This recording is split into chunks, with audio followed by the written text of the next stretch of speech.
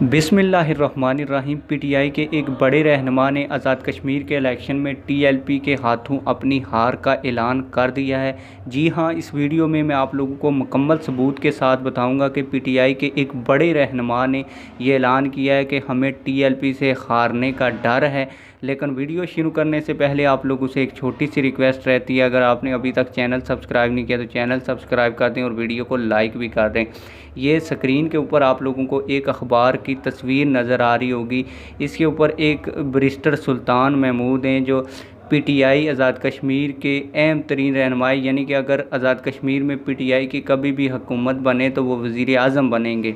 और पीटीआई के सबसे सीनियर रहनुमाई बैरिस्टर सुल्तान महमूद, उन्होंने ये ख़बर दी है, अखबार के ऊपर भी आप लोगों को नज़र आ रही है। उन्होंने लिखा है, मीरपुर बैरिस्टर सुल्तान चौधरी को चौधरी अशरफ टीएलपी के उम्मीदवार से परेशानी।